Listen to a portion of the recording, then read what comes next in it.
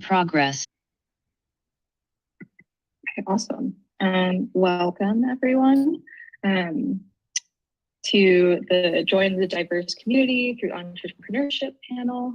My name is Nia. I am a fourth year PhD student at Northwestern, and I'll be moderating today's panel. So let's get started with introducing our panelists.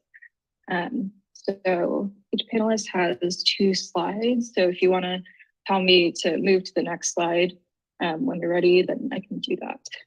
But let's start with Dr. Trina Coleman.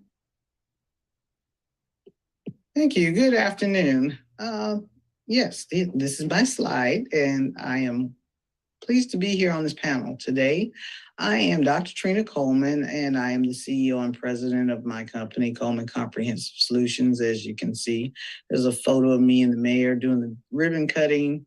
And so I am a minority business here in the Commonwealth of Virginia.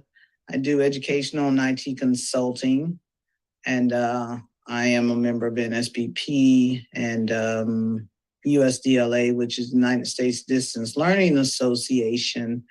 And the rest you can see on the slide here.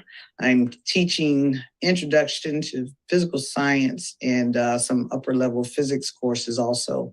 Since COVID started, I was getting phone calls. We need some more physics professors. Can you teach? So I taught at Bowie for from 2020 until 2021, and I'm still at Virginia Union. Next slide, please.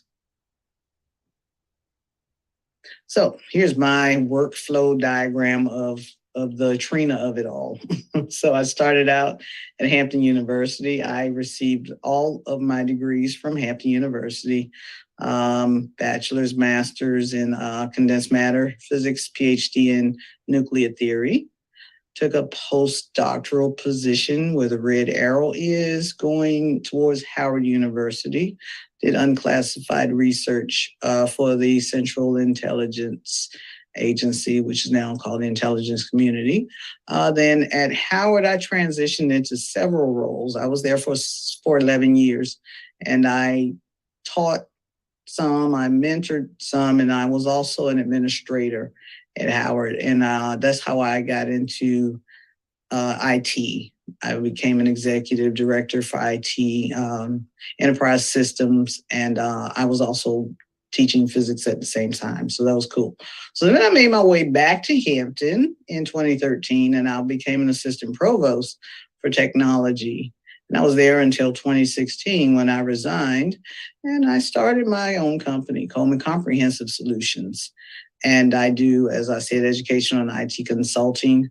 The 3 logos next to my company logo, Academic Blue Blood, STEM Skills, and Beyond the Classroom, are 3 different entities that I manage. Academic Blue Blood is my brand that I use when I'm doing outreach and mentoring and speaking engagements to youth and those interested in STEM.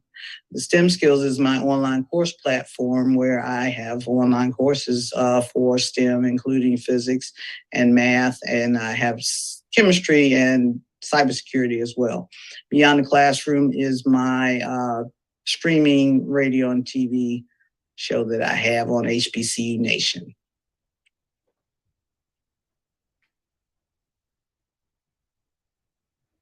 Great, thank you for introducing yourself. Thank you. Okay, so our next panelist is Dr. Stephane Kenmore. Yeah, so thank you. I come from Cameroon in Central Africa. I'm a physicist by training. I got my PhD 7 years ago at the Max Planck Institute for Iron Research in Germany. And then before that, I went to ICTP, International Center for Theoretical Physics in Trieste in Italy, to join a UNESCO program dedicated to young physicists in the developing world. So from Cameroon, where I got the master, I transited to Italy and then to Germany. After my PhD, I went to a nearby university, the University of Duisburg-Essen, where I'm presently working as a rehabilitation candidate. This is one of the pathways to become a professor in Germany. So in the US, it's equivalent to be an assistant professor also.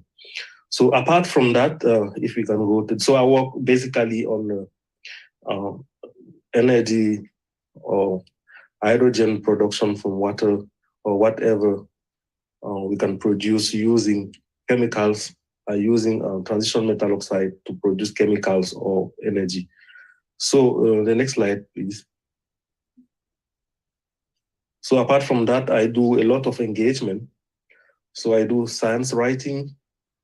I am actually the chief editor of the African Physics newsletter, a newsletter which is edited and published by the American Physical Society. So I work closely with APS, with Amy and Jim Gibenetis.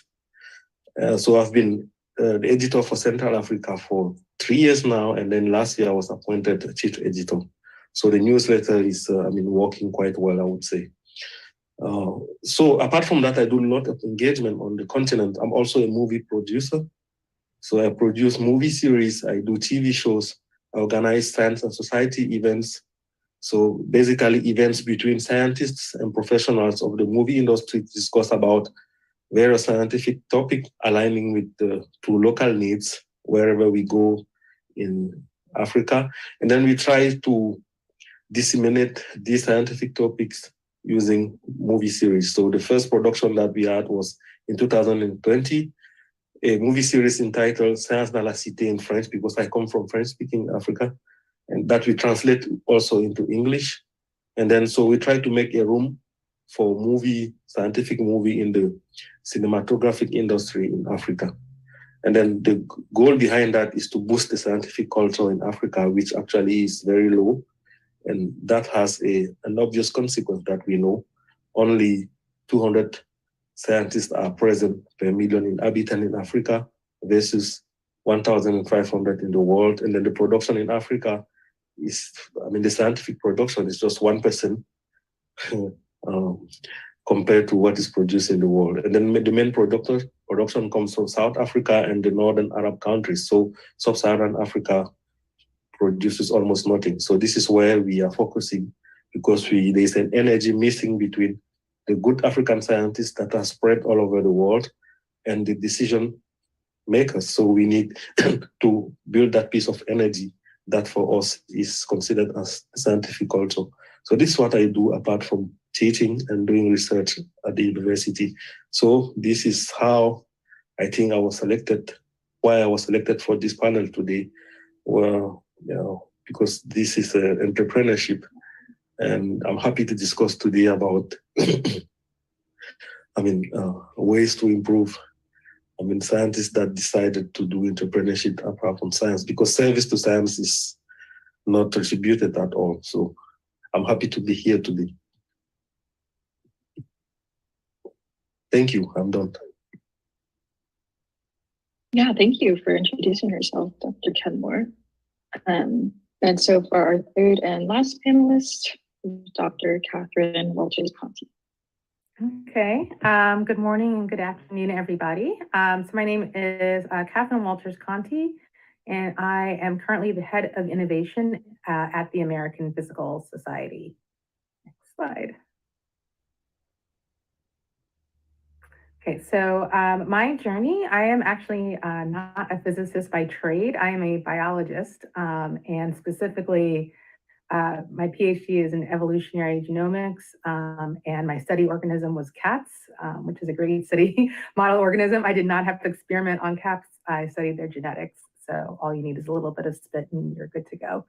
But I kind of made my way from there through a kind of very circuitous route to becoming the head of innovation at American Physical Society. So I think the first thing I would say to young scientists is that you never really know what you're going to end up doing. But I started out after I got my PhD and did a postdoc. I was appointed at American University as a faculty member, where I taught introductory biology courses and also genomics, which led me to running their master's program in biotechnology. So at the bottom there I am with a couple of the first group of graduates I had from that program. And through working in the biotechnology sector, I worked in the biotechnology sector before going to graduate school. I started working a lot with the business school at American University, and they really wanted to find ways to support science students who are interested in entrepreneurship. So I started partnering with them, and we got tuned into the I-Corps Innovation Network, which is the funding mechanism or one of the funding mechanisms and learning mechanisms for entrepreneurship in the sciences in the United States. And so through working through the I-Corps Innovation Program, we started to adopt the business model canvas, which is essentially what's considered the modern business plans. So most business plans now aren't, a long written document; rather, they're more of a visual diagram that's based on the concept of customer discovery. And through this work, it really increased the options for students as far as what they could do with their science degree. Many of them did not realize that they could become entrepreneurs with a science degree, did not really know anything about the startup network or really know that much about industry in general. And so it really opened the doors for a lot of our students.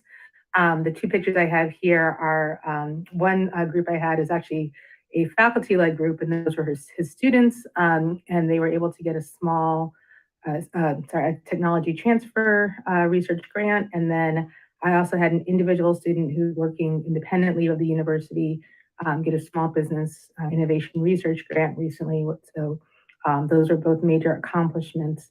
And through that, because I was working more in the innovation field, I actually ended up becoming a faculty member in the physics department because a lot of their work was more aligned with innovation than the biology department that I was in.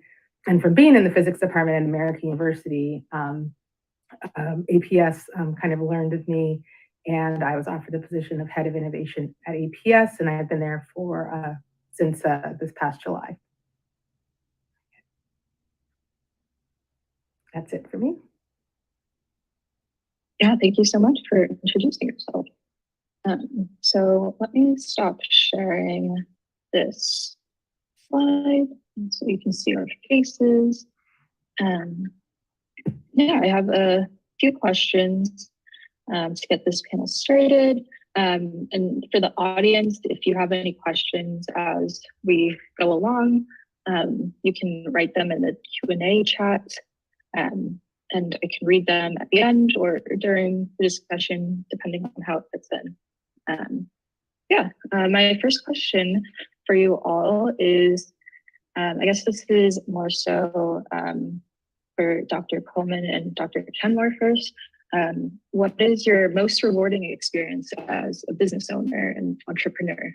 And either of you can start, whoever wants to go first. I'll go first. Thank you. The most rewarding experience as a business owner, surprisingly maybe, is the fact that I like the light bulb moments that I get from the students when I'm doing my STEM camps. That's one of the things I do under my corporate umbrella is to sponsor STEM camps and or get partnerships with other organizations to do STEM camps. And incorporating things such as showing them how to measure pi using any circular object and some yarn or some string and doing those types of things and like, oh, I get it. So those are the rewarding things. You'd be surprised it's not the money. It's about, making a difference. So that's very rewarding to me, being able to do it on my own terms.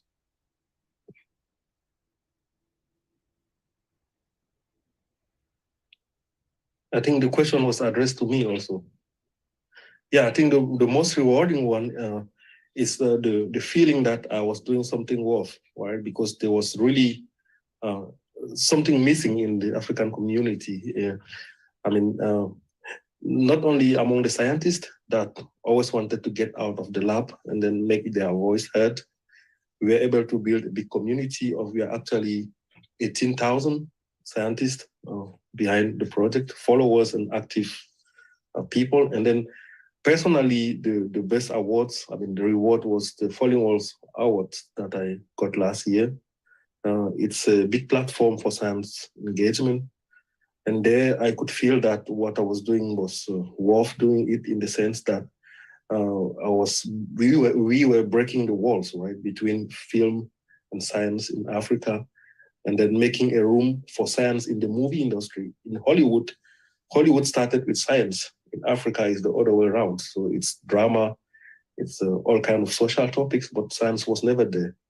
So I think, as Neil Armstrong said, I will paraphrase it, it was a small step for science, but a big step in the movie industry in Cameroon, right? So I feel confident that though there is not financial reward, but I mean, what I'm doing is useful for, I mean, at least the people who are concerned, Sub-Saharan Africa.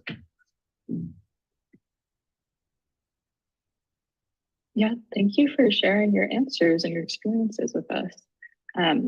For Dr. Walters Conti specifically, similar question. What has been your most rewarding experience working with business owners and entrepreneurs? So I think, even before I kind of got into the entrepreneurship space, the thing I found most rewarding in all of the jobs that I had, a similar theme, was mentorship and training new scientists. So that was true when I worked in biotech, and then also true when I was getting my PhD and working on my postdoc, was, being able to work with young people and kind of help them figure out what they want to do when they grew up. And so I kind of got a career where I get to help people figure out what they want to do when they grow up, which is really awesome. But I think, working in the entrepreneurship sphere, I think two things I think I'm most proud of. So one of them is kind of changing the idea. So, I mean, there's the whole concept of what a scientist looks like. And there's been lots of work on that, but also changing what an entrepreneur looks like. So certainly, there is this, West Coast, Stanford-based kind of tech bro culture that seems to permeate the startup world and the entrepreneurship world. But the pictures that I showed, of my students and the faculty that I worked with and doing entrepreneurship at American University, so those weren't like necessarily like hand-picked photos. That actually is representative of who was working on startups and entrepreneurial activities at our universities. So I think, through my being there and my mentorship, most of our entrepreneur students were female, so more than half. And it's a predominantly white university, but despite that, about 30 to 40% of our entrepreneurs were underrepresented minorities. So I'm really excited about that. Not only because they're doing entrepreneurship, but also it's just opening their minds and their ideas to different careers that they have. So a lot of them don't end up pursuing their businesses, at least not like in the short term, but a lot of them get picked up by startup companies that are like, hey, like, you're great, you're really entrepreneurial, come work for us. And they're getting really, really great positions right out of college or right out of graduate school. So happy about that. Yeah, thank you for sharing. These are definitely very rewarding experiences that you've all had. So there's actually a question in the Q&A from an audience member, anonymous attendee. For Dr. Coleman, what was your transition from a full-time job to running your own consulting company like? Was it scary? How did you get through the uncertainty and risk? Actually, it was not scary. I had the support of my husband, and it was kind of spontaneous. Fortunately for me, I had a good run as far as having a career and having resources. I'm childless, so I don't have to buy Nikes and PlayStations. And so I was able to have that startup money to say, I want to do something different. I want to be my own boss. I want to, take my skill set and do it on my terms, as opposed to being constricted to doing certain things a certain way. Because when I transitioned from Howard to Hampton, I wasn't able to be a part of the faculty when I was at Hampton, and that was kind of missing. as part of my identity as a professional, being able to be in the classroom and also be in the administration. So I think I answered the question, but it was more of a, what do I want to do now? So that was where I am based on what I thought people wanted and what I wanted to do. So that's one of the other challenges with entrepreneurship that we'll probably talk about. What are the things that you didn't see coming? So being able to figure that part out. But yeah, that's my answer. Yeah, thank you for sharing. I think I'm curious to know what our other panelists' experiences were like transitioning from the academia space to now your role that centers around entrepreneurship. If there were any specific transition phases that included some uncertainty and risk, or just if you could share how you felt during those phases of transition.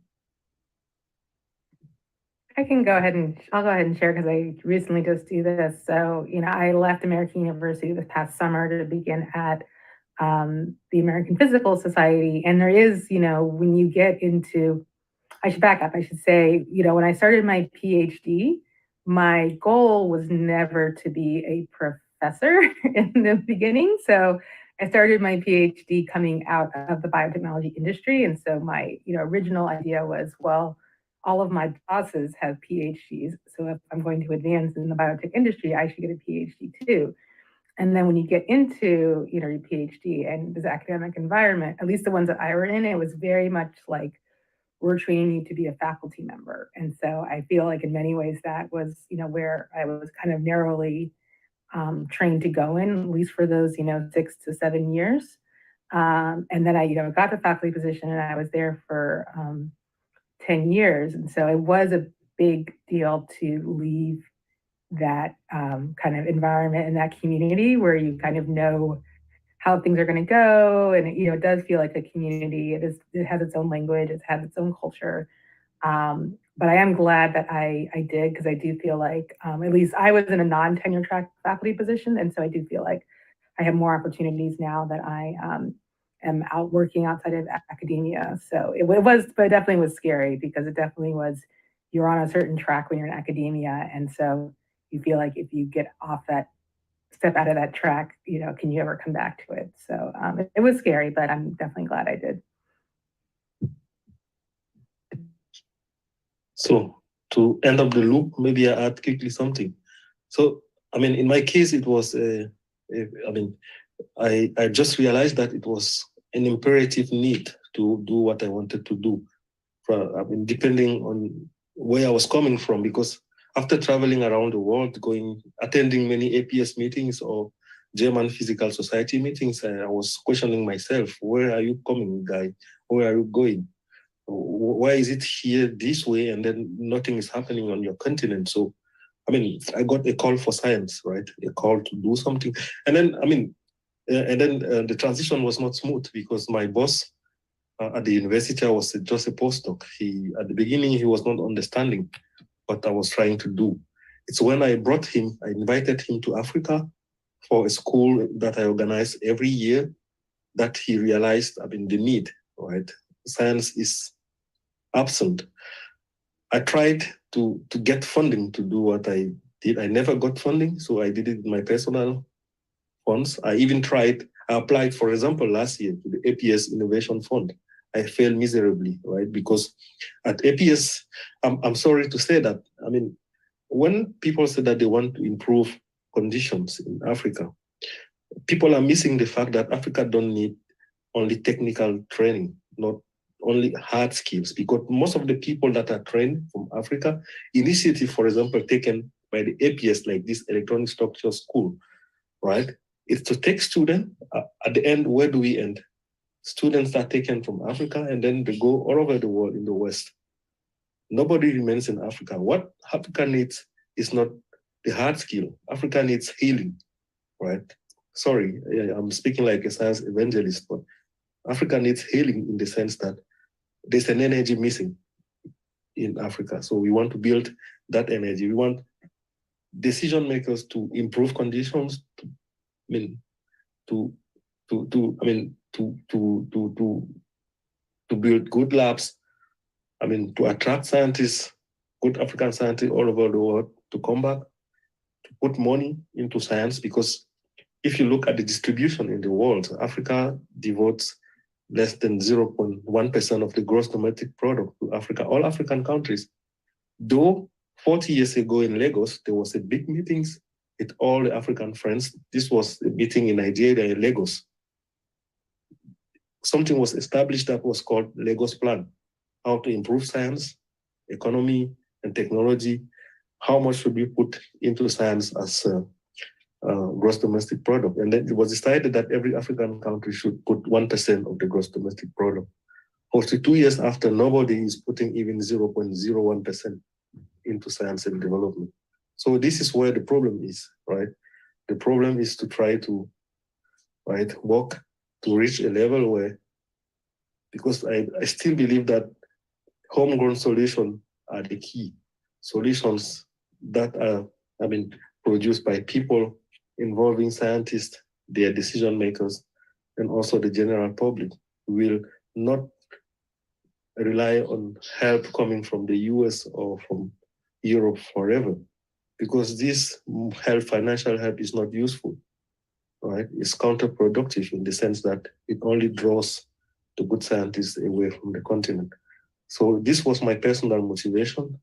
And I tried to convince all African celebrities from the movie industry to engage exactly as Harrison Ford is doing in the US for climate, with DiCaprio and the other ones. I think they had a movie recently. So this is the sense of engagement that I have. And then at the university, I was lucky to get support from the rectorate, because there was, particularly in my university, there's a rectorate in charge of diversity, engagement, and stuff like that. It was just opened recently. So this is the only support I have. So institutional support. So I'm sure that I won't be sacked because of what I'm doing, but the problem still remains, the funding. So this is what I can say for the moment. Sorry for being long. Yeah, thank you for sharing your experiences and some of the uncertainty that both of you have come across, and especially Dr. Kenmore, I appreciate sharing your perspective from outside of the US. So my next question kind of relates to what we've been talking about, but if you could share what your most challenging experience or aspect of being an entrepreneur in this entrepreneurial space has been, if there were any big obstacles that you had to overcome and how you overcame those obstacles. So whoever wants to go first can go. Okay, I'll go. All right, obstacles. First of all, let's go back to our training as scientists. Something that we do not learn. Well, there are two things. One is marketing. The other is human nature.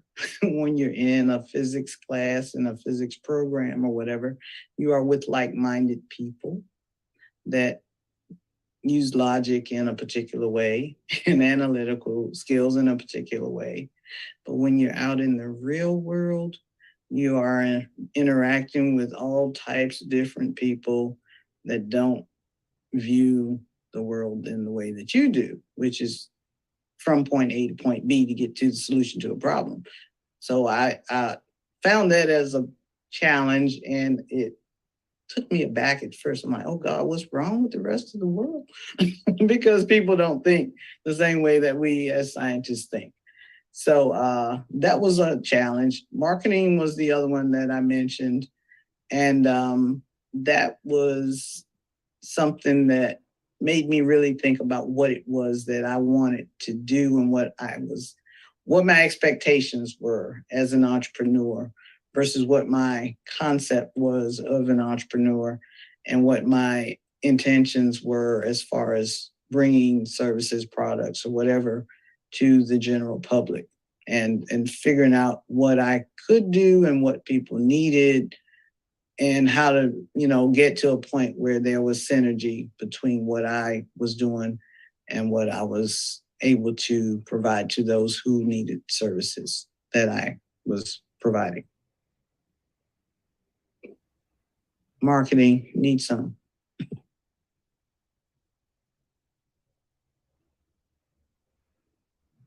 I can go next. So I guess as somebody who mentors budding entrepreneurs, I think, well, the two things, and I think Trina kind of, mentioned this, was interpersonal skills. And so sometimes when you have teams, the teams themselves implode.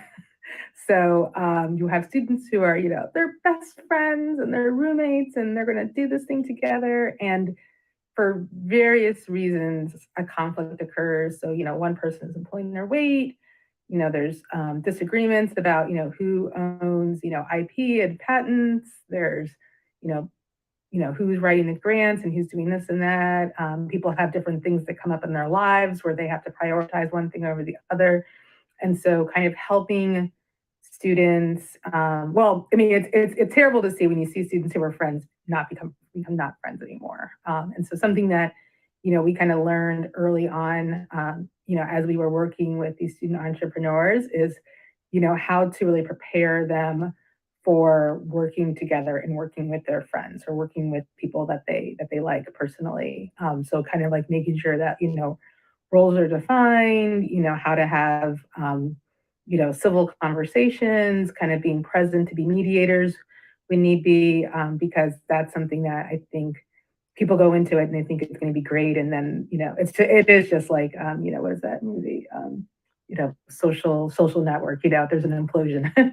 So that's something that's also hard. And then I think the other thing is when they're working on a project and, they do all their customer discovery, they've talked to potential partners, collaborators, and they find out that it's really just not going to work. And what should they do next? And trying to making sure they understand that like what they did was not in any way a waste of time, because there's so much that you learn through the entrepreneurship process and through that journey that they will use later on, and that like their project maybe now it isn't the right time, but it might become very relevant later. It might open doors for them. So kind of like really kind of mentoring them through that what they call the trough, where it just doesn't seem like things are working and they're just not really sure what to do next.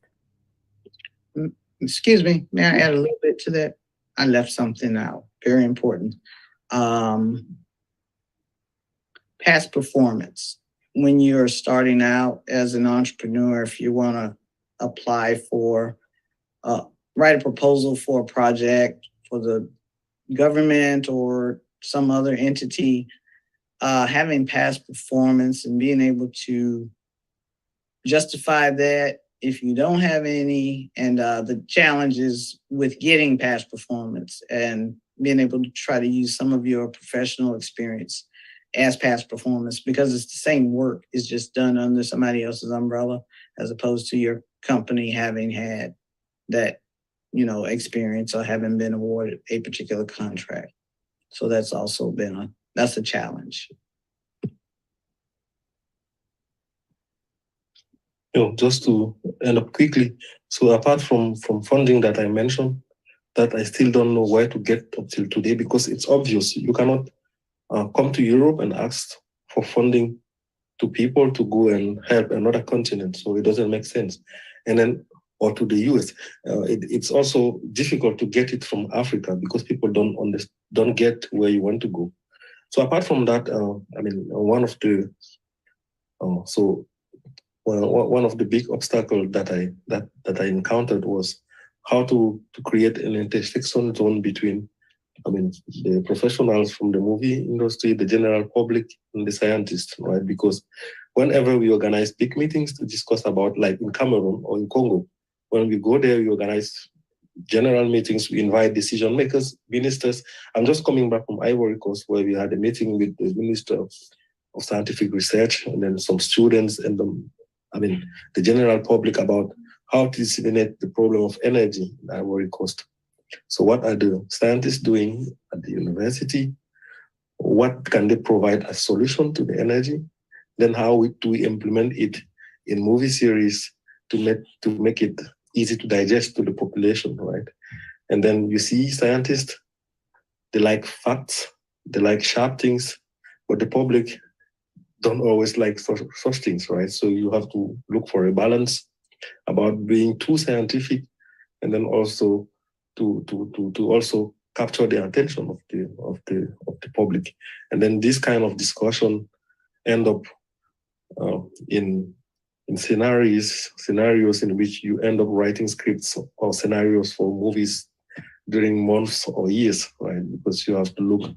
And then also decision makers don't want you to tell the truth about the problem of energy there, because once it's on TV, it's the whole world which is aware of what is happening. So this is the main challenge that I have for the moment. But hopefully we are coming to a solution. We try to say the truth and without harming anyone. Right? So it comes with experience. Yeah, thank you for sharing some of the challenges that you all experienced in your journeys.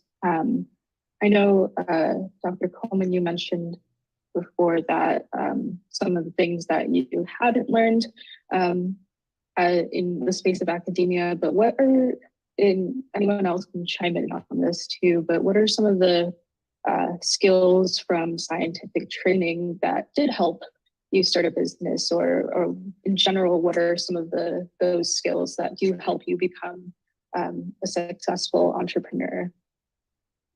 Okay, well, the first thing I will say is analytical thinking is helpful because it does give you that path whereby you can plot your points and determine what you want to do, what you don't want to do, what you've done already, and take your tools and see what you have and use the ones you have already and see which ones you need.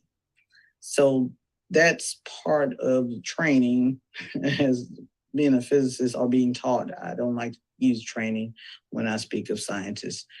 So being taught as a physicist, use what you know, figure out what you don't know, and then you meet somewhere in the middle or figure out the problem.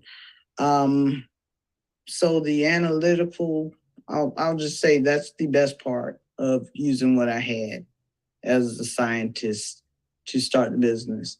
The other thing is problem solving and how to figure out how to deal with issues as they come up, and being able to use logic once again to say, well, I can get over this if I make this happen. And also being good at math is helpful when you're running a business and not needing to have someone else do your math for you all the time. And I think that,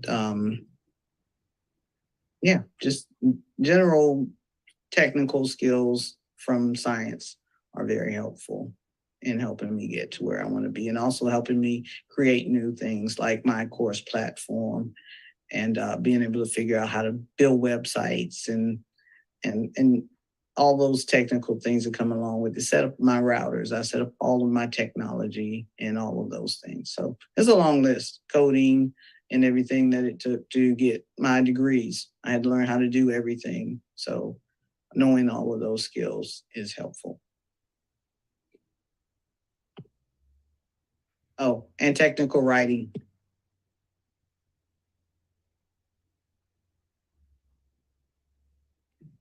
I can go ahead. I was going to say, I think, kind of echoing what Trina said, I think one of the things is creativity and problem solving. So, if you are, getting a doctoral degree, and when you do your research project, so your dissertation project, I mean, it basically is an entrepreneurial project. So you have an idea of what you want to do, and you're like, we're going to study this, and it's going to be great. And then, 2 years in, you're like, this isn't working at all. And you really have to read a bunch of papers.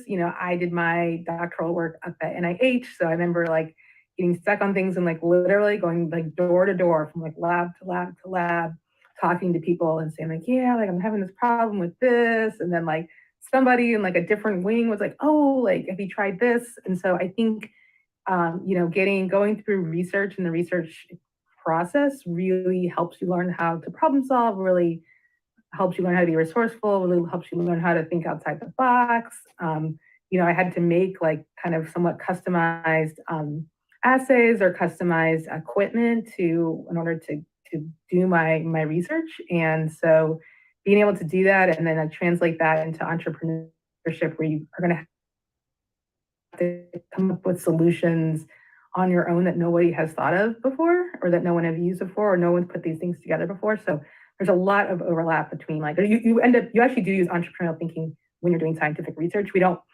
call it that when we're doing scientific research, but that is actually what it is. Yeah, just to follow with what Kathryn said, it's just whenever you have a scientific approach, it makes your business your business idea very original because you tackle a problem that is not solved, and then it makes your project unique. So apart from all the skills that they mentioned, we also want to mention another one. So team management. So interacting with people that comes with different backgrounds, and then particularly be able to handle emotional intelligence, right? This is a point when you do business that you have to take into account. So to accept the divergence of opinion and then try to equilibrate, right? To come up with a solution that is actually the statistical average of all what the other people are thinking. So that's what I can add.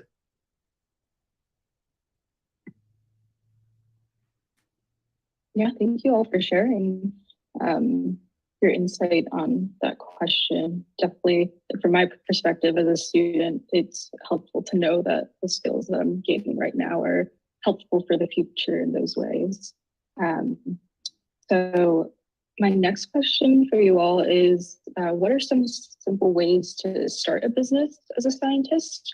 Is it more so related to how scientific skills can advance technology, or is there another motivation or other ideas that a scientist should start a business with?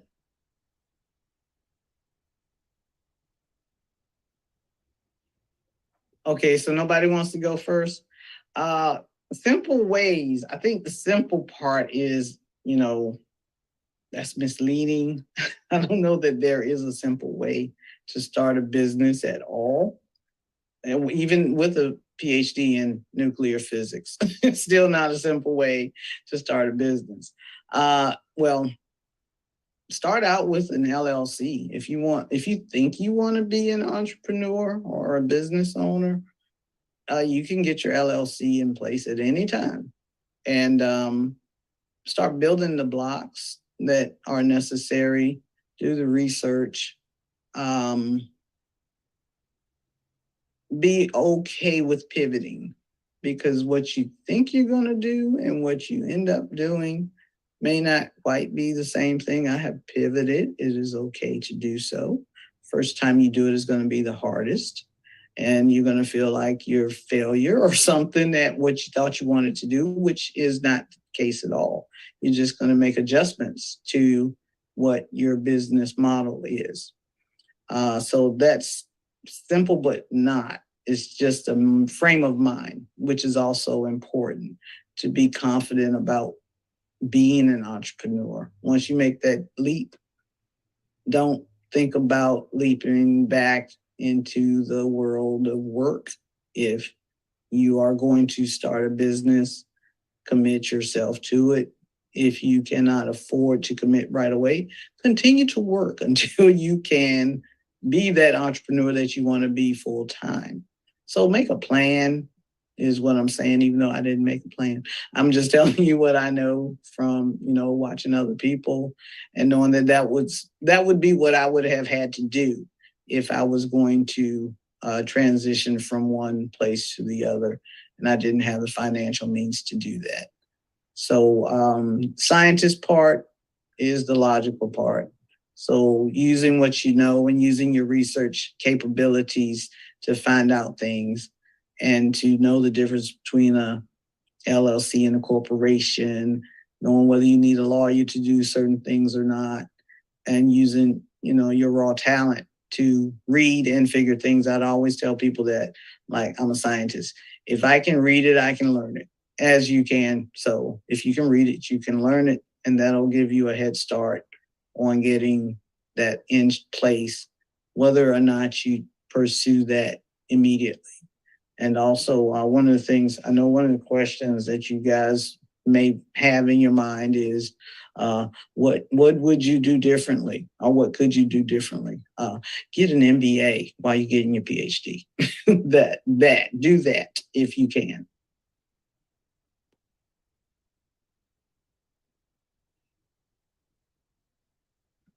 I think for people doing social entrepreneurship like me, I mean, the motivation is always connected by the fact that you see science as an instrument, right, for peace, unity, or to improve the world, right? So, because there's a clear connection between, improving the scientific culture in developing countries and the scientific and technological development, the subsequent economic progress, and finally, social well-being.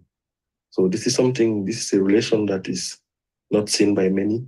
And then by working there, we have the feeling that we are useful to our community or to the world, right? It's very, how do we say it in English? Yeah, pretentious or something like that. So, but I think it's worth doing, right? Though it's one of the first project of the kind in sub-Saharan Africa, but we gradually get invited all over Africa to discuss with people and then to involve people. So we clearly see that, we are going somewhere. So this is where I see that, and still what I do in labs, this is what we disseminate in movies. This is also a way of transferring knowledge, right? Not only in the universities, but also to a broader audience, which I think is because we need to create more vocation. According to UNESCO, Africa still need to produce 1 million PhDs by 2030.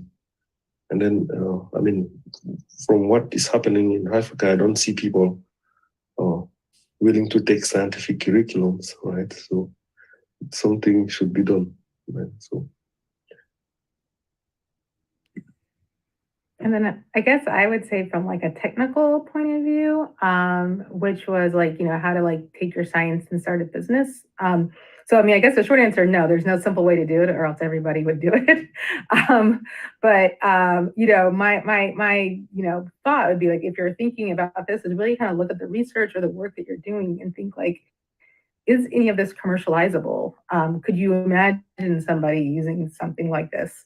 I can kind of give an example. So when I was getting my PhD and I was doing cat genomics, and so somebody had contacted one of my like graduate students saying that, they have this cat that they think might be actually an ocelot or something like that. Is there a way that we could test and figure out if it is? And then I realized that like, actually, yes, my research, like, yes, I can test and see if like your cat is part ocelot or part some other sort of wild cat. And so that kind of spurned an idea. And we did actually pursue that idea as a startup, not very far, because I think the most important thing is that you build something that people really want and people really need. So we did a lot of research. I had a faculty position, I had a graduate student talk to a lot of people. So we kind of got the technical, kind of like proof of concept, like, yes, we could do this technically, but then going out and talking to people and seeing if this is really something that is needed. And basically what we figured out was it would be such a niche group of people that would need that or would want that it wasn't really like worth pursuing, as a commercializable. We did find like other issues within the kind of cat rescue community that were kind of more pressing, and so they kind of were then kind of like pivoted, looking more, into ways to, control like stray cat populations and, environmental degradation, those sorts of things. So I think the simple thing is take something that you're working on, see if it's commercializable, but then being open-minded when you really start exploring and seeing if this is something that people really want and need or not, and being okay with the answer being not really. That's okay. Yeah, this is all really good advice on using your scientific background to be innovative. And I like what you said, Dr. Coleman, about being okay with pivoting and adjusting along the way. This is more of a question for Dr. Walters Conti, I guess, like kind of a follow-up question to this last one, but is as the APS head of innovation, are there any avenues within APS that would lend assist to the beginning stages of entrepreneurship for people in the physics community? And if you could talk a little more about that, that'd be great. So actually, to be honest with you, there is not currently, and I think a lot of it is because the traditional physics community, like many scientific academic communities, are very academic focused. But my new position at APS, the intention is that we will start to offer more opportunities and training in entrepreneurship and entrepreneurial thinking. So hopefully in the next year or so, possibly even at the March or April meetings, we will be able to, offer advice and resources for entrepreneurship. But currently, if you go on the website, there's nothing there, but my team is working on it. Yeah, thank you. That's really exciting to know that that's coming in the future. And so this is a question for, I guess, everyone. So what possible ideas can you give to someone who has an idea, but doesn't know how to consolidate it or make it more innovative? I guess this kind of relates to what we've been talking about, but is there any possible advice that you could give to someone who doesn't really know how to conceptualize some starting idea? So if you have an idea and you're not sure where to start, I would advise looking at the, so if you're in the United States, I would advise looking at the National I-Core Network. And they have different levels that you can start at. And so there's like local and regional programs, and then they kind of go up from there. And so what you do is you apply to that with your idea. There's definitely a lower barrier to entry for, the early stage ideas. And if you can get your idea formed well enough to get into that network, they do provide some funding, and they provide a lot of training to help. I mean, their whole idea is to help scientists become entrepreneurs, and then, build your way up from that. And I've found that, pretty much every scientist, I've worked with who's in entrepreneurship has worked with that network in some way, and then, was able to kind of like, if things were, if they actually had an idea that really had legs to it, we're able to start that network and build up from there, and then hopefully get, a larger grant to get started. But that's where I would say to start, is in the I-Core network. Okay. I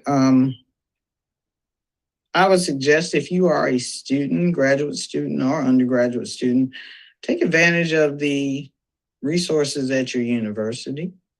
They have a business department, I'm sure, and they also have incubators and things like that are available for students to get the type of mentorship and advice that they may need, also to work with other entrepreneurs or business-minded people to help with the business plan, whatever format they come in nowadays, which are various and many. Also markets and helping you to, refine your ideas and to get you on a path to get you started in the right direction. Also small business development organizations in your communities are there for that purpose as well. So the SBA, Small Business Administration, has people everywhere. And so they're very helpful. And if you are interested in starting a business, you can get a lot of information from the Small Business Administration.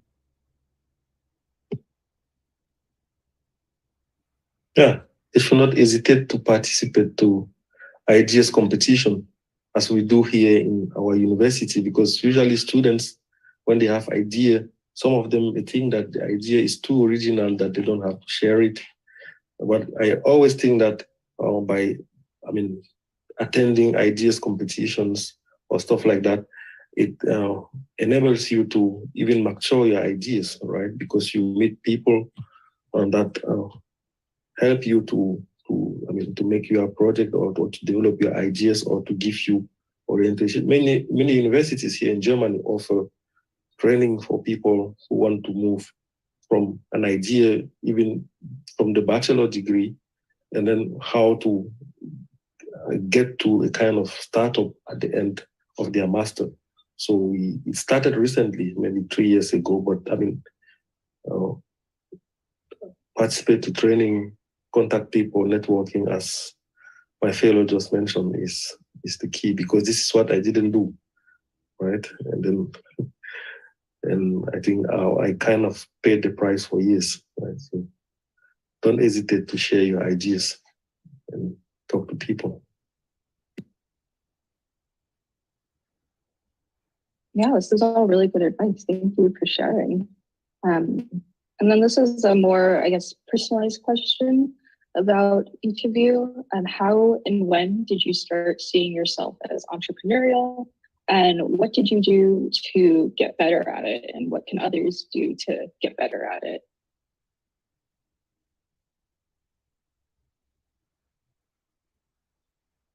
Still working on the last part about getting better at it. That's always going to be a process. Always. Seeing myself as entrepreneurial happened because a colleague of mine volunteered me. Well, he didn't volunteer. He referred me to a client while I was still an employee for doing a project that included a lot of technology. So I did the project and I was like, hey, this is cool. I haven't done this kind of work in a minute, being well, I was technically doing it, but it was on my terms. And being a project manager and making a problem go away for a client was very rewarding for me. So then that's kind of when it struck me, okay, well, I like doing this. So why don't I just do it for myself? So that's when I started. I got my LLC like 2 years before I resigned from my job. And I started putting those pieces in place, which is what I was saying earlier. And that helped having all of this, the infrastructure and the expensive parts taken care of. And then I was able to just build from there and to learn from there. I learned from my first project. What's the difference between doing a project for myself as a company versus doing a project for someone that I'm working for? There's a difference because you're responsible for anything that happens or goes wrong, or overages and things like that. So it's a learning process every day. Nobody's ever going to say, oh, I perfected entrepreneurship after 3 years. It's something that, as time progresses, you are going to continuously improve upon. And COVID has really been an eye-opener for a lot of people as far as understanding how to pivot, understanding how to manage money, understanding what to do when your revenue or your access to your clientele goes away, because that was probably a big problem for a lot of people, not being able to go out and have access to people and their businesses and whatever it was that their type of business was. So I've said a lot, I think, but recapping is just ask questions and grow. It's about growth. And so you'll grow along the way.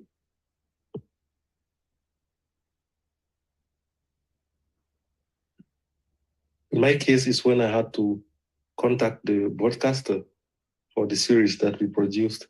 This is where I really realized that, I mean, I was really an entrepreneur in the sense that I had to, I mean, to fight on the market, right? To make the product, the consumable, I mean, easy to digest from. It was difficult for me to convince the broadcasters because they were saying that, no, nobody cares about science in this continent. If we broadcast our series, the audience will go down and stuff like that, you see. And then I have to look for solutions to convince the broadcasters about, making money out of it. So I had to look for partners because how does the TV works, the private TVs? Usually they take, people who do advertisement on television. These are the people who, let's say, feed the televisions in the sense that they pay for advertisement, maybe during when your program is screened, and then you share the benefit between the TV owner and then you, the producer of the program. So this is where I started looking for partners. I mean, people who are dealing with medicine or energy and stuff like that, so that they can do this advertisement during the time the series are broadcasted on TV. So I ended up in the showbiz. I mean, world. I never imagined that I could end up there. So dealing with, I mean, movie actors and then all celebrities from Africa, and then trying to make money out of science. But at the beginning, I never thought I would end up there because I was doing it for fun, because I had a conviction.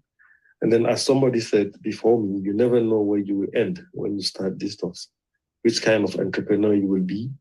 So I never thought I would be somebody dealing with the showbiz world, right? So being at the intersection between science and this world. So it's fine for me because there you see, this is what the general public see. They see people from the showbiz. These are the most influential people. So if you want to make science within everyone's reach, you have to deal with such people also, right? Because in Africa, it's really, really, really difficult, right, to make the room for science because nobody cares. So science is very elitist. So scientists remains in the labs. Some of them go away from Africa, and so you have to deal with people, right? So that's what I can say.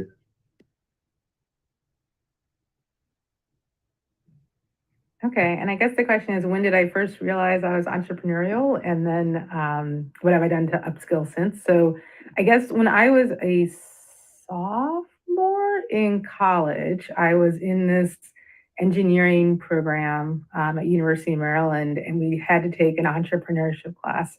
And it was fun, but like I never, ever, ever, ever thought I would use that ever again. Like it was just like, okay, it's a one-off. I got my good grade, but this is, I'm going to be, a lab scientist, and that's what I'm going to do. And so it was really interesting, like almost 20 years later, to be like, oh wait, I did this. I did this when I was in college. So I guess it was always in there. It was just like kind of really buried in the back. So, but then when you kind of get into the working world, and then these little things that you learned, in high school or college kind of come back, and you're like, oh wait, I do know about this, and then you remember. So I think that's kind of like, there was like two realizations. So once when I was about 19, and once when I was about 36 or so. And then as far as upskilling, I mean, I really, try to go to as many conferences, talk to as many people as I can. Anytime there's any kind of like innovation training out there, I do like the LinkedIn stuff, or like, on like collective impact and those sorts of things, to kind of really, understand like what the, current thinking is like in the business world and in, Silicon Valley and whatnot. And so I really kind of try to keep up on that, so I can keep up with the language and what the current trends are as far as being a business innovator. Yeah, that's all I have.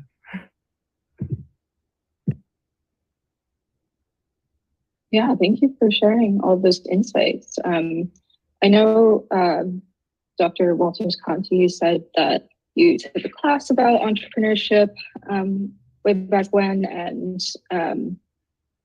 that some of these experiences that you had helped you see yourself as an entrepreneur. But how did, I guess this is more of a question for Dr. Coleman and Dr. Kenmore, but how did you navigate being in this new industry? I know, Dr. Kenmore, you mentioned how you're now in showbiz, and that's very different from being in academia, obviously. So was it mostly learning on the job, mentors, resources? If you could discuss some of the key things that helped you learn about this new space the most. All of the above, what you just said. Mentors. My father was an entrepreneur, so I watched him. I worked in his print shop when I was younger. I never imagined myself being an entrepreneur. I just know that he was one. My older sister was an entrepreneur, and she had a full-time job.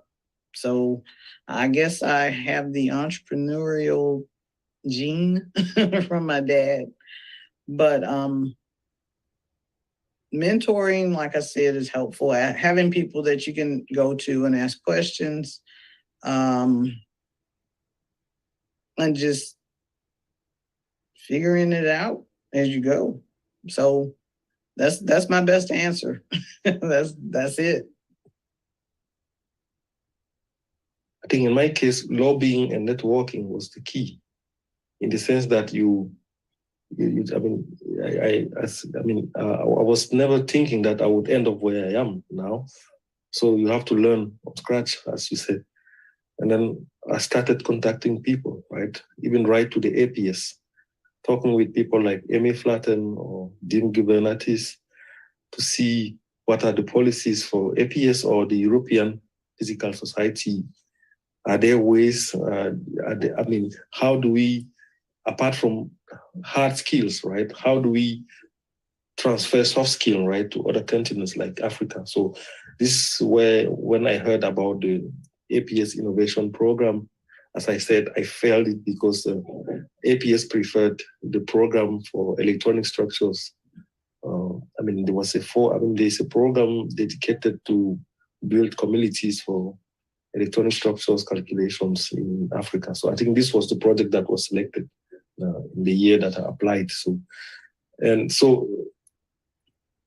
seeing that happening, so I had to go now on the continent because I knew that homegrown solution would come from Africa.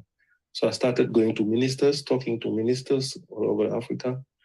Right, I was lucky to meet a lady. She was the technical advisor of the president of the Congo Republic, the big Congo. And then at that time, they were at the head of the African Union. Her name is Raisa Malu. And then I discussed with her many times about the necessity to improve also the immaterial part, right, of science. So, and hopefully we got support from that part of the continent. And then from there, we started getting support from other ministers, like the minister from the small Congo, or Ivory Coast, or some other countries in West and Central Africa. So it's just by going towards people, making a lot of lobbying, explaining to them why it's important, and then making it clear to them that we will never get help from abroad, that solutions should come from where we are. So networking and lobbying and advocating for science for me was these all go under the name of scientific engagement, right? So for me, engagement was the solution, if I got your question very well.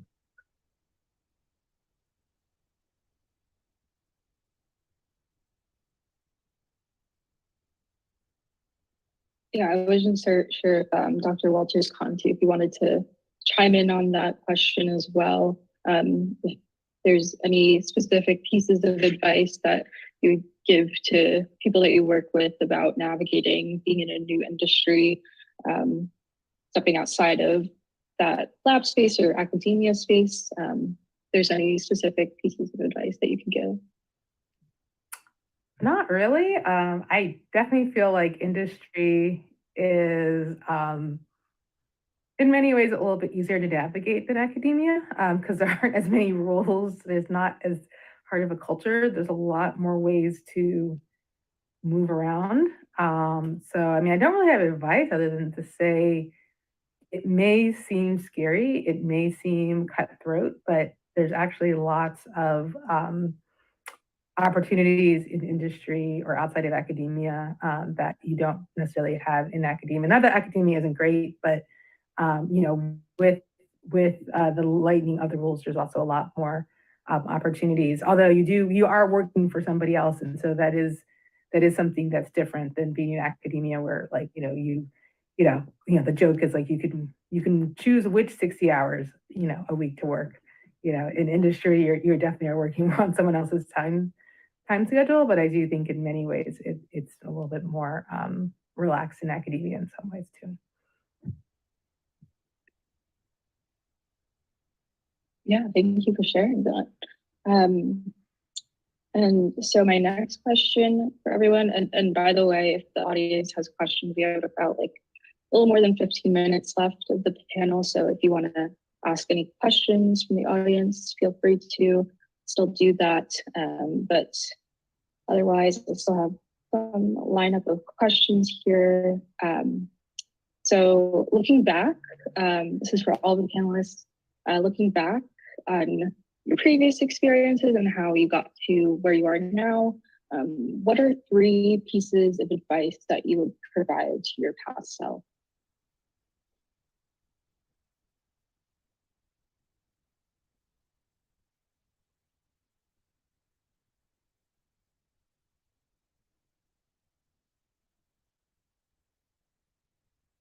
Okay, 3 pieces. I mentioned one earlier, to get the MBA.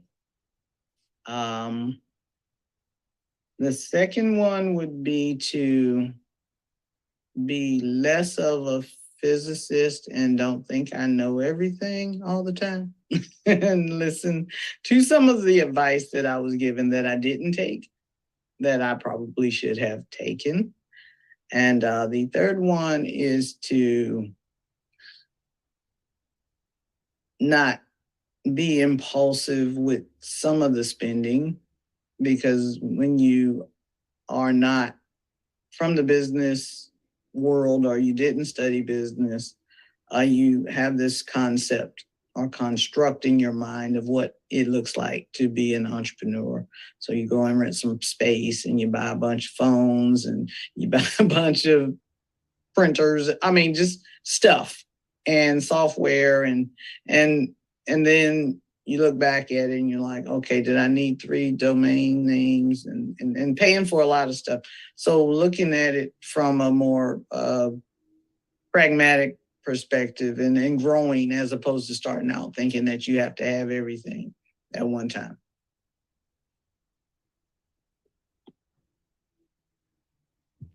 So I would say kind of a little bit different than what Trina mentioned, but rather than getting your MBA, although maybe physics students don't have this issue as much as other science students, but definitely learning coding and becoming adept at coding and keeping those skills up, because one of the things that a lot of my student entrepreneurs struggle with or is, their first big thing is like, okay, now I'm going to I have to I have to hire a coder to write, my app. And I'm like, well, can't you do that yourself? I mean, I literally have computer science students being like, can I apply for a $40,000 grant to hire a coder? And I'm like, aren't you getting a degree in this?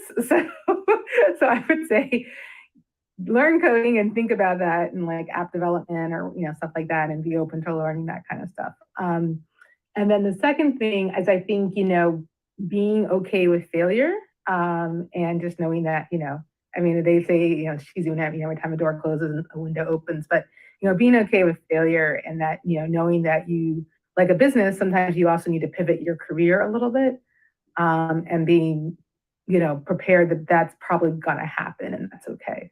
So I don't think I have a third piece, but those would be my two pieces. Oh, and just patience in general. It's going to happen.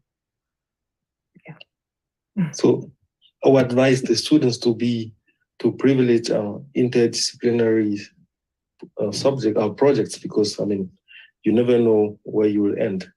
As a physicist, you may end up in chemistry like me or like myself, or as a biologist, you may end up in physics, or you never know. Or I know also physicists who end up at the bank or stuff like that. And apart from that, they should, develop their soft skills, attend training, right? Networking, emotional intelligence, team management, interactions, and stuff like that. These are skills that are not always taught during the curriculum. And then the last thing that I would advise is to get out of the labs, because the real life is in the society.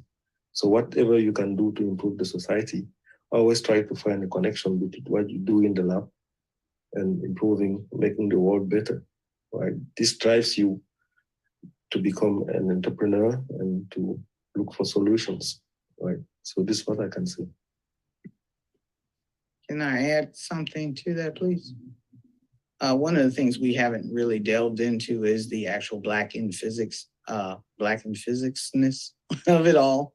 And being an entrepreneur and a Black woman with 3 physics degrees, entrepreneurship is easier, as difficult as it may be, to start up a business and things. But being Black in physics is a challenge, as we all know. So looking at the entrepreneurial aspect of a career path, not necessarily in lieu of, but in addition to, because we know that there are challenges that may come up and you will be okay and say, well, you know what, I don't have to deal with this anymore. Because I know a lot of students go through a lot of difficulties and challenges, our Black students in their graduate programs at PWIs.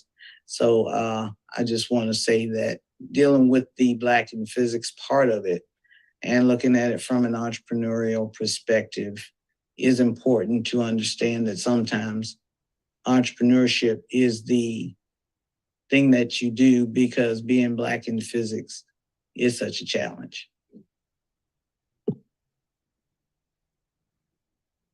Yeah, thank you for sharing that. That's really powerful advice. And then speaking of Black in physics, since our theme for Black in Physics Week is joy in the diverse community, I wanted to ask, what is it that brings each of you joy every day and keeps you motivated in your work?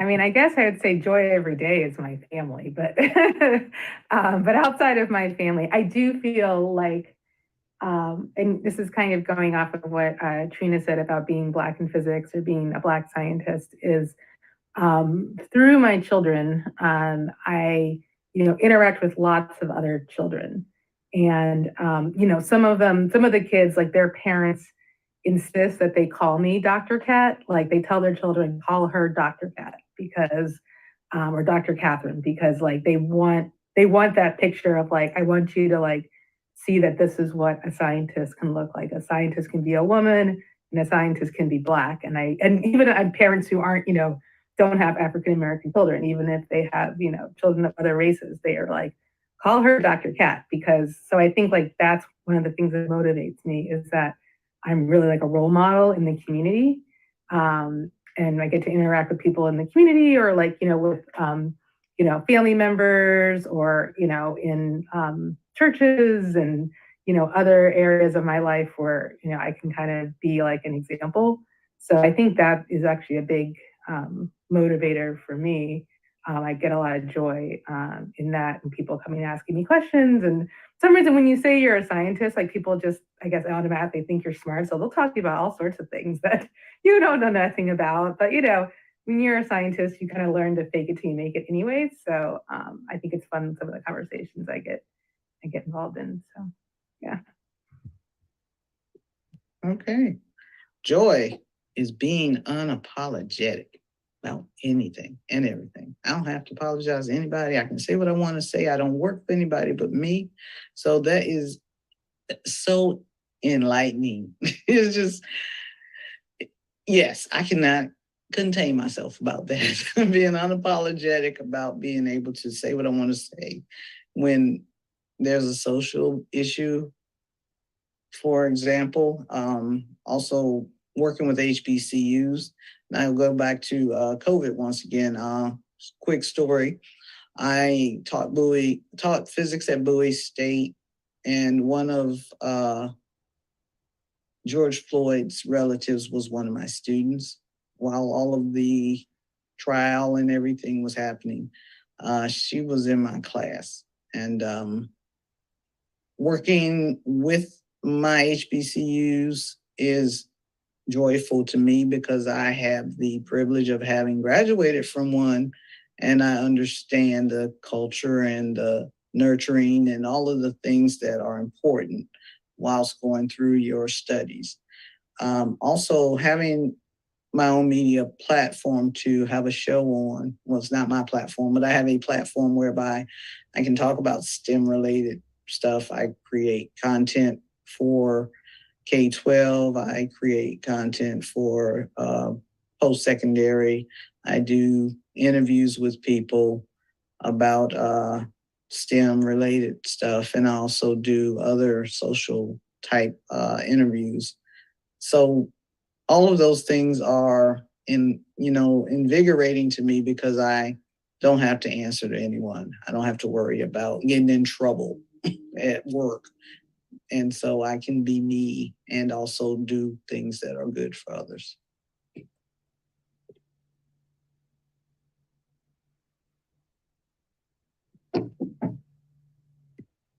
So I can think that I'm proud of the fact that I think I paved the way for a new generation of scientists, not only in my country, but in sub-Saharan Africa.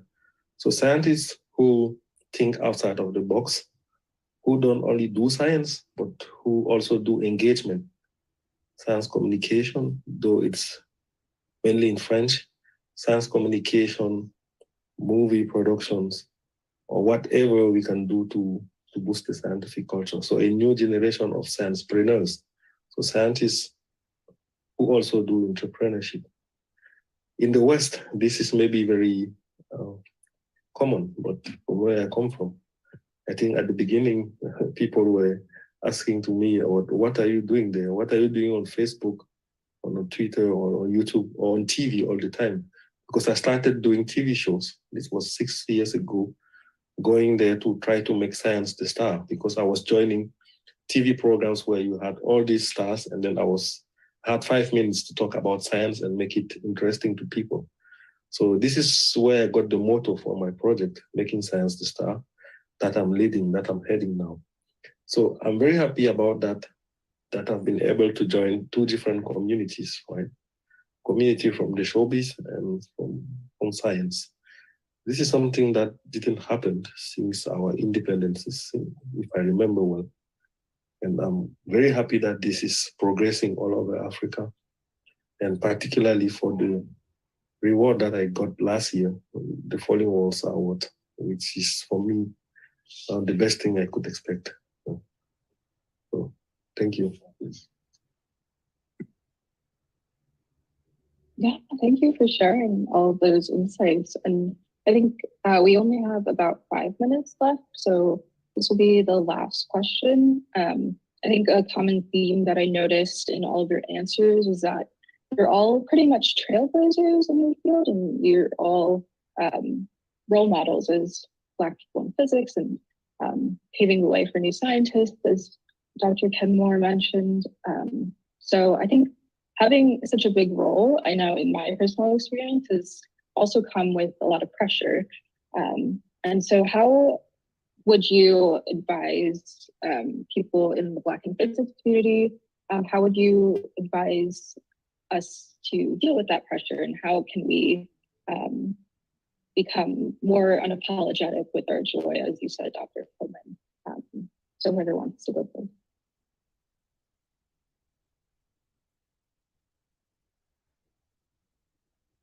this time I will start maybe to let the ladies finish the show, right?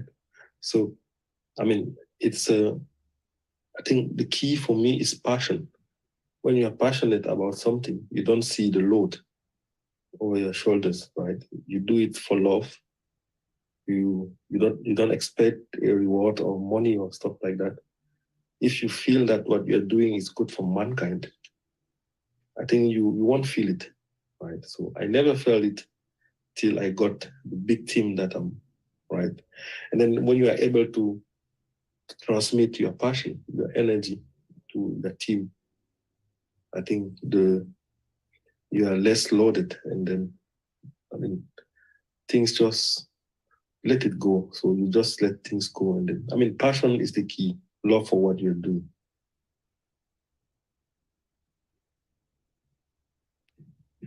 I'll go next. I guess I can repeat something that my father said to me recently, which is that anything worth doing is not going to be easy. So, I mean, there were definitely times when, I had, my parents were always really supportive, but, other family members who were like, oh, like science is so hard. Why do you want to do that? Why don't you just do this? Why don't you just do that? And I have such like a restless mind that like I just knew that doing anything like that, I would just be bored, almost instantly. So I just kind of, know that like there's nothing else that I could do because like I am just someone who's always creative, always trying, like always has new projects, always has new plans. I've been that way since I was, probably 4 years old. And so I just kind of feel like this is just, who I am. And so like doing something easy, taking a straight, chart is just, that was never going to be something I was going to do. And so it's just like, well, what else would I do? I'm just going to keep doing it. And, you just have to kind of, you know, um, you know, take out any naysayers and just be like, it'll work. It'll all work out in the end. Blind confidence. Okay. I'm going to give you a physics answer. Pressure is force per unit area. Spread the force out. Just spread it out, make the area larger. That will alleviate some of the pressure. Also, my favorite quote is from Marcus Aurelius. And this is one that I live by. The first rule is to keep an untroubled spirit. The second is to look things in the face and know them for what they are. If you have someone who means good or is harmful or is, trying to derail your plans, become familiar with that right away and know that that's what you're working with. And so I know it's not always straightforward, but it is helpful to recognize your challenges and your obstacles and figure out a way to work around them or to jump over them.